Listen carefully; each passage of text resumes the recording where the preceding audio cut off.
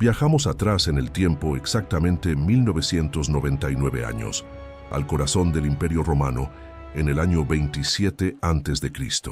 Imagina las calles empedradas de Roma bajo el sol abrasador del mediodía, el olor a incienso mezclado con el sudor de miles de personas, el sonido metálico de las sandalias de los legionarios resonando contra las piedras milenarias. En este preciso momento de la historia, algo están haciendo que cambiará para siempre la forma en que la humanidad enfrenta el dolor, la enfermedad y la muerte. Pero lo que estás a punto de descubrir sobre los hospitales públicos de la antigua Roma va a destruir todo lo que creías saber sobre la medicina del mundo antiguo. Ahora bien, permíteme revelarte algo que probablemente jamás escuchaste en ninguna clase de historia. Mientras el resto del mundo dejaba morir a sus enfermos en las calles o los abandonaba a su suerte, Roma estaba construyendo la red de hospitales públicos más avanzada que el planeta había visto hasta ese momento. Y no estamos hablando de simples refugios donde la gente iba a morir en paz. Estamos hablando de instituciones médicas con quirófanos funcionales, instrumental quirúrgico que haría sentir orgulloso a cualquier cirujano moderno, y un sistema de atención sanitaria tan eficiente que no sería igualado hasta... Preste mucha atención a esto porque suena absolutamente increíble. Hasta el siglo XIX. Pero aquí viene la primera revelación que va a dejarte helado. Estos hospitales públicos estaban disponibles para absolutamente todos los ciudadanos romanos desde el año 27 a.C., ofreciendo atención médica gratuita financiada por el imperio. Sí, escuchaste bien. Atención médica universal hace 2000 años. Déjame pintarte el escenario completo. Estamos en la época del emperador Augusto, el primer emperador de Roma, quien acaba de consolidar su poder tras décadas de guerras civiles. El imperio se extiende desde Britania hasta Egipto, desde Hispania hasta Siria, y Augusto, con una visión que superaba por siglos a su época, comprende algo fundamental. Un imperio no se sostiene solo con legiones y conquistas. Se sostiene con ciudadanos sanos y productivos. Ahora bien, los romanos heredaron mucho de los griegos. Eso es indiscutible. Los templos de Asclepio, el dios griego de la medicina, habían funcionado durante siglos como lugares de curación religiosa. Pero los romanos, siempre pragmáticos, siempre ingenieros del alma, transformaron ese concepto místico en algo radicalmente diferente. Instituciones médicas basadas en la organización militar, la eficiencia administrativa y el conocimiento empírico. El término que utilizaban era valetudinaria, que proviene del latín valetudo, que significa salud. Y aquí es donde la historia se pone verdaderamente fascinante, porque estos valetudinaria no eran edificios improvisados. Eran construcciones meticulosamente planificadas, siguiendo un diseño arquitectónico específico que se replicaba en todo el imperio. Imagina un edificio rectangular de piedra y madera. En el centro, un corredor principal que atraviesa toda la estructura. A ambos lados de este corredor, hileras de pequeñas salas, cada una con capacidad para 4 o 5 personas. Estas habitaciones tenían ventanas estratégicamente ubicadas para garantizar ventilación constante y luz natural. El techo elevado en el pasillo central creaba un efecto de circulación de aire que mantenía el ambiente fresco incluso en los días más calurosos del verano mediterráneo. Pero esto es apenas la superficie. Cada valetudinaria contaba con áreas especializadas que te dejarán asombrado. Había un quirófano dedicado exclusivamente a cirugías, una farmacia donde se preparaban medicamentos a partir de hierbas, minerales y sustancias importadas desde los confines del imperio, una cocina equipada para preparar dietas específicas según las necesidades de cada paciente, y algo que parece sacado directamente de un hospital moderno, un sistema de suministro de agua corriente mediante acueductos que garantizaba higiene constante. Ahora preste atención a lo que voy a decir ahora, porque el nivel de sofisticación va a sorprenderlo. Los arqueólogos han descubierto evidencia de sistemas de drenaje en estos hospitales que incluían tuberías de plomo para eliminar desechos, baños con agua corriente, e incluso áreas separadas para pacientes con enfermedades contagiosas. Los romanos comprendían el concepto de contaminación y aislamiento médico 1500 años antes, de que la medicina moderna descubriera la teoría de los gérmenes. El personal médico que trabajaba en estos valetudinaria constituía una jerarquía compleja y altamente especializada. En la cima estaba el medicus ordinarius, un médico con rango equivalente al de un centurión en el ejército. Este profesional había recibido entrenamiento formal, muchas veces en las escuelas médicas de Alejandría o Pérgamo, y poseía conocimientos que incluían anatomía, farmacología y técnicas quirúrgicas avanzadas. Bajo el medicus ordinarius trabajaban varios médicos asistentes, conocidos simplemente como medici. Algunos recibían paga especial. Los sesquiplicarii ganaban 1,5 veces el salario estándar, mientras que los duplicarii recibían el doble. Esta diferenciación salarial se basaba en la experiencia y especialización de cada médico. Pero aquí viene algo que va a hacerte replantear todo lo que creías sobre la antigüedad. Estos médicos utilizaban instrumental quirúrgico, cuyo diseño básico, en esencia, no difiere mucho del que usan los cirujanos actuales. La única diferencia real está en el material. Ellos trabajaban con bronce y hierro. Nosotros usamos acero quirúrgico. Pero la forma, la función, la lógica detrás de cada instrumento es prácticamente la misma. El escalpelo romano constaba de 3 partes ingeniosamente diseñadas: una hoja cortante de acero o hierro acerado, afilada hasta un filo que podía cortar tejido con precisión milimétrica, un empalme con forma de paralelepípedo que contenía una hendidura donde se insertaba la hoja, y 2 ranuras horizontales para recibir el cordel que fijaba la hoja para evitar que se moviera durante la cirugía. Y finalmente, un mango en forma de hoja de olivo que también funcionaba como separador quirúrgico para mantener abiertas las incisiones. Los forceps romanos se utilizaban para extraer proyectiles del cuerpo, flechas, fragmentos de espadas, piedras lanzadas por ondas. Tenían diferentes tamaños y formas según el tipo de herida. Las sondas quirúrgicas permitían explorar heridas profundas sin causar daño adicional. Las agujas, tanto rectas como curvas, servían para suturar heridas con una técnica que los textos médicos romanos describen con detalle sorprendente. Había espátulas para aplicar ungüentos, pequeñas palas con una cuchilla en el extremo para cirugía exploratoria, pinzas de diferentes tamaños y un instrumento llamado speculum que se utilizaba en exámenes ginecológicos y que es esencialmente idéntico a los que se usan hoy en día. Pause el video ahora y comente su opinión sobre esto. ¿Crees que nuestros cirujanos modernos serían capaces de operar con el instrumental romano de hace 2000 años? Ahora bien, la excelencia de estos hospitales quedó documentada de forma contundente en un descubrimiento arqueológico que dejó atónitos a los investigadores. En la antigua base legionaria de Vetera Castra, ubicada en lo que hoy es Alemania, se excavó un valetudinaria cuya sofisticación dejó una conclusión irrefutable. Sus parámetros de ingeniería sanitaria, comodidad e higiene no fueron alcanzados por los hospitales militares hasta muy avanzado el siglo XIX. Léelo de nuevo. Un hospital romano del siglo I superaba en diseño sanitario a los hospitales militares de la época napoleónica.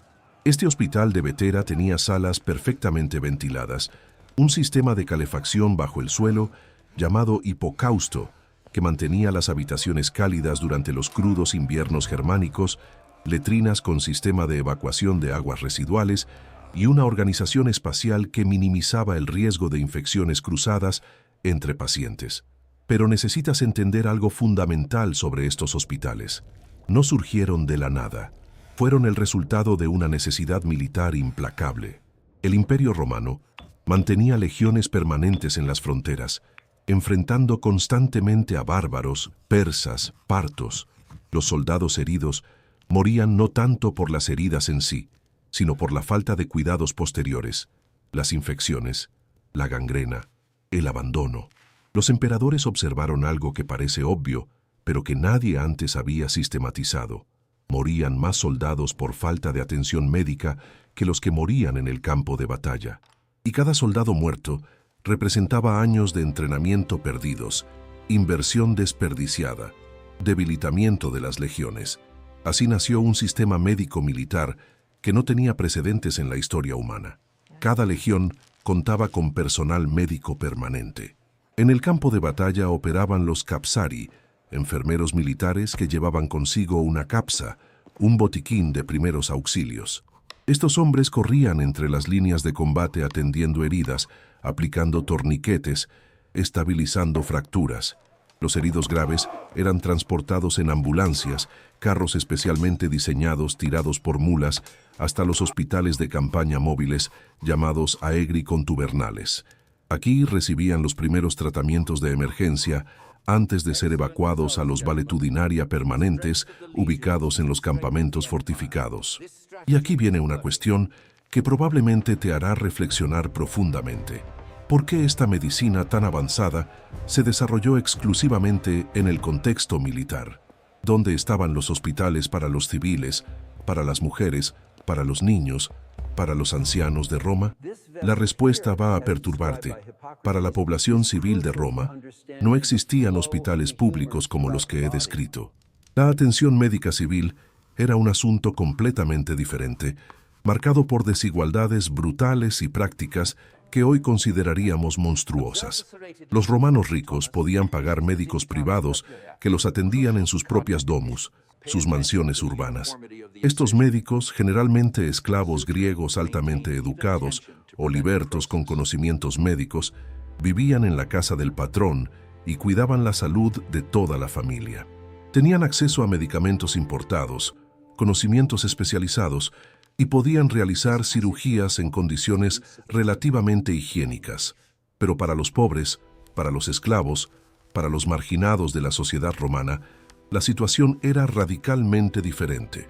Y aquí es donde nuestra historia toma un giro oscuro que revela el lado más cruel de la civilización romana.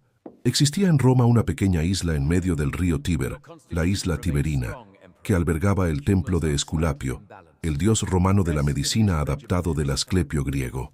Según la leyenda, en el año 291 a.C., cuando una terrible plaga asolaba Roma, el Senado envió una delegación a Epidauro en Grecia para buscar ayuda del dios. Trajeron una serpiente sagrada, símbolo de Esculapio. Cuando el barco remontaba el Tíber, la serpiente escapó y nadó hasta la isla. Los romanos interpretaron esto como una señal divina y construyeron allí un templo dedicado al dios. Con el tiempo, el templo se convirtió en un lugar donde los enfermos acudían buscando curación milagrosa. Pero la realidad de lo que ocurría en la isla Tiberina era mucho más siniestra de lo que cualquier leyenda religiosa podría sugerir. Los dueños de esclavos, cuando uno de sus trabajadores enfermaba gravemente o envejecía hasta volverse improductivo, lo llevaban a la isla y lo abandonaban allí. Simplemente lo dejaban en las escaleras del templo y se marchaban. La lógica era perversa pero económicamente racional desde la mentalidad esclavista. Si el esclavo moría, el amo se libraba de la carga de mantener a alguien improductivo. Si por algún milagro el esclavo sobrevivía gracias a los cuidados de los sacerdotes del templo, el amo podía regresar y reclamarlo, recuperando así su propiedad. Esta práctica se volvió tan común, tan escandalosamente cruel, que finalmente llamó la atención del emperador Claudio, quien gobernó desde el año 41 hasta el 54 después de Cristo. Claudio, a pesar de sus propias limitaciones físicas que incluían cojera y tartamudez, poseía una sensibilidad poco común en su época. Indignado por esta costumbre, Claudio emitió un edicto revolucionario. Cualquier esclavo que fuera abandonado en la isla Tiberina y lograra recuperar su salud, quedaría automáticamente liberado. Más aún, si un amo decidía matar a su esclavo enfermo en lugar de abandonarlo, podría ser acusado de homicidio. Fíjate bien en la complejidad moral de este decreto. Por un lado, representa un avance humanitario genuino, un reconocimiento de que incluso los esclavos merecían cierta protección legal. Por otro lado, revela la normalización absoluta de la crueldad. El emperador tenía que legislar específicamente contra el abandono de seres humanos enfermos porque la práctica era tan común que requería intervención imperial. Ahora bien, déjame llevarte más profundo en la realidad médica de la Roma civil. Además del templo de Esculapio, existían otros lugares donde los romanos comunes buscaban alivio para sus dolencias. Los baños públicos, las termas, funcionaban no solo como lugares de higiene y socialización, sino también como centros terapéuticos. Los romanos creían profundamente en los poderes curativos del agua termal.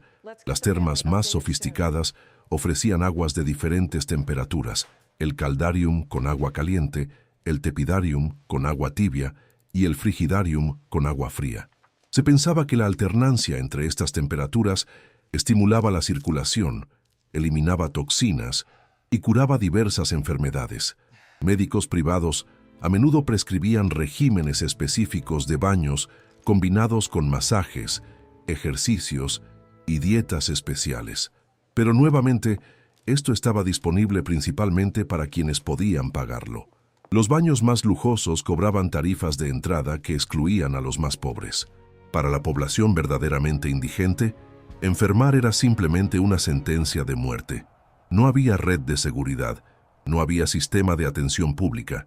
Las familias cuidaban de sus enfermos en casa con remedios caseros transmitidos de generación en generación, infusiones de hierbas, cataplasmas, oraciones a los dioses.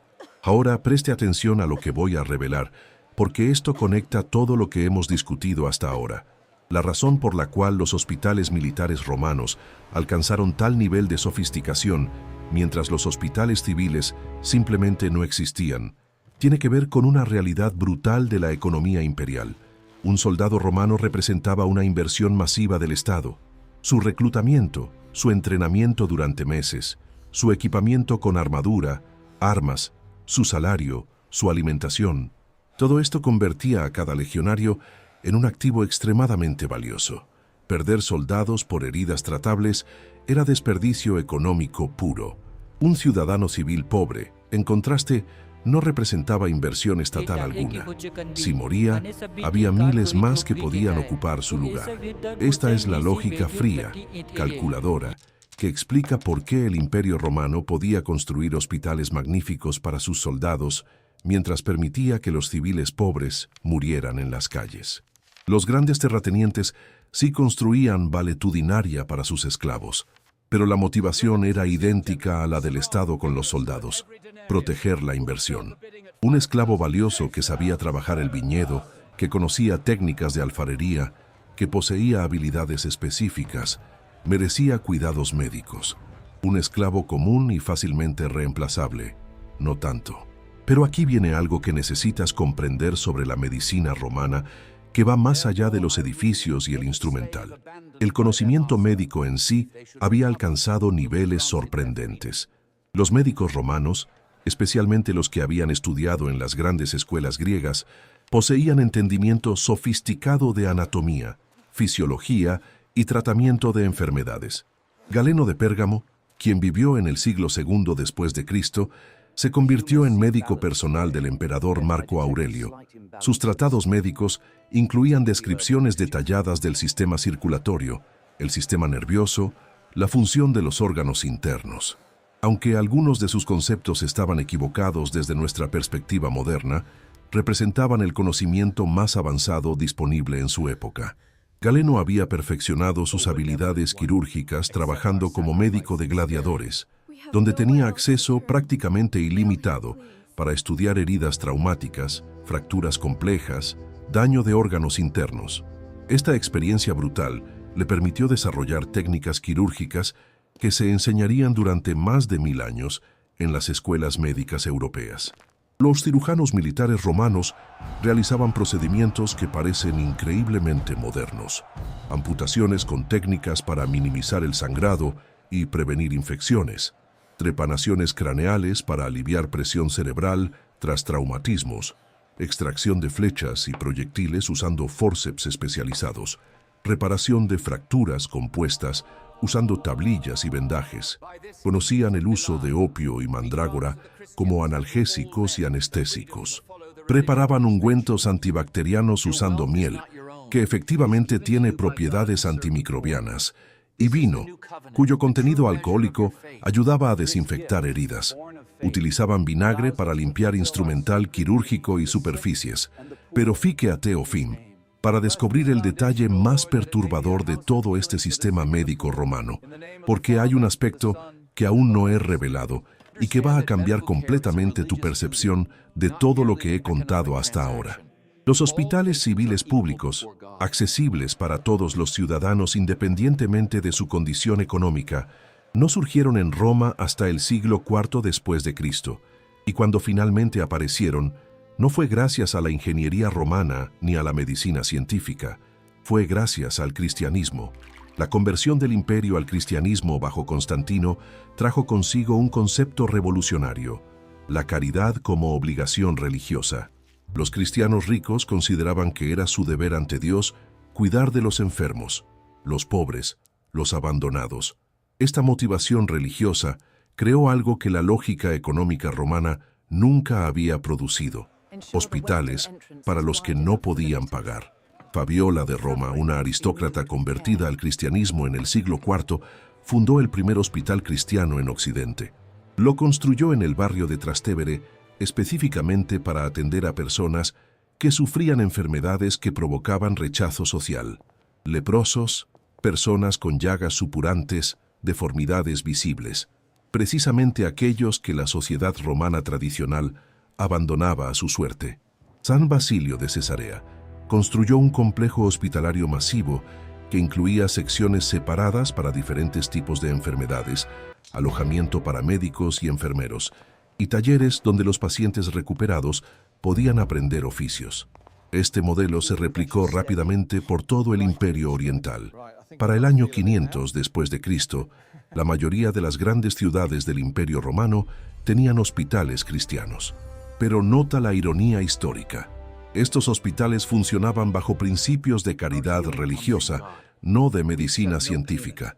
Los médicos que trabajaban allí, llamados anarchiroi, que significa los que no cobran, ofrecían sus servicios gratuitamente como acto de fe. El conocimiento médico empírico que los romanos habían desarrollado comenzó a mezclarse con creencias en curaciones milagrosas, reliquias sagradas y oraciones. El método científico que había caracterizado a la medicina grecorromana gradualmente cedió espacio a la medicina religiosa medieval. Los valetudinaria militares, aquellas maravillas de ingeniería sanitaria, fueron abandonados a medida que el imperio se desintegraba. Cuando las legiones dejaron de existir, sus hospitales simplemente dejaron de tener propósito. Las ruinas quedaron enterradas bajo siglos de sedimentos, hasta que arqueólogos modernos las redescubrieron y se asombraron de su sofisticación. El instrumental quirúrgico romano, aquellas herramientas precisas de bronce y hierro, se perdió. Durante la Edad Media, los cirujanos europeos trabajaban con instrumentos mucho más primitivos. No fue sino hasta el Renacimiento, cuando se redescubrieron los textos médicos greco-romanos y se excavaron las primeras casas de médicos romanos con su instrumental intacto, que la medicina occidental recuperó el nivel técnico que Roma había alcanzado. Entonces, cuando reflexionas sobre los hospitales públicos de la antigua Roma, debes sostener en tu mente dos realidades contradictorias y simultáneas. Por un lado, un sistema de atención médica militar tan avanzado que avergüenza muchas épocas posteriores. Por otro lado, una indiferencia casi total hacia el sufrimiento de los civiles pobres que revela las prioridades brutales de una sociedad esclavista. Los valetudinaria representan uno de los logros más impresionantes de la civilización romana: la aplicación de ingeniería, organización administrativa y conocimiento médico para preservar vidas humanas de forma sistemática. Pero también representan una verdad incómoda: ese cuidado se extendía únicamente a quienes el Estado consideraba valiosos desde una perspectiva económica y militar. La isla Tiberina, ese pequeño pedazo de tierra en medio del Tíber donde los esclavos eran abandonados para morir, cuenta una historia diferente, pero igualmente importante. Nos recuerda que el progreso médico y tecnológico no necesariamente viene acompañado de progreso moral o humanitario. Y quizás la lección más perturbadora es esta: pasarían más de 1300 años desde la caída del Imperio Romano hasta que la medicina occidental recuperara el nivel de sofisticación quirúrgica y sanitaria que los médicos romanos habían alcanzado en sus valetudinaria. El conocimiento se perdió, las técnicas se olvidaron, y la humanidad tuvo que reaprender dolorosamente lo que una vez había sabido. Hoy, cuando caminas por las ruinas de antiguos campamentos romanos y ves los cimientos de sus hospitales militares, estás contemplando los ancestros directos de los hospitales modernos. La organización por pabellones, la separación entre pacientes contagiosos y no contagiosos, el concepto de personal médico especializado y jerarquizado, el uso de instrumental quirúrgico estandarizado, todo esto tiene sus raíces en aquellos valetudinaria, construidos hace 2 milenios en las fronteras del imperio. La próxima vez que entres a un hospital, piensa en aquellos médicos romanos con sus instrumentos de bronce, salvando vidas en los confines del mundo conocido, practicando una medicina que sus contemporáneos en otras civilizaciones solo podían soñar. Y recuerda también a aquellos esclavos abandonados en la isla Tiberina, cuyo sufrimiento invisible nos recuerda que el progreso científico, sin justicia social, es una victoria incompleta.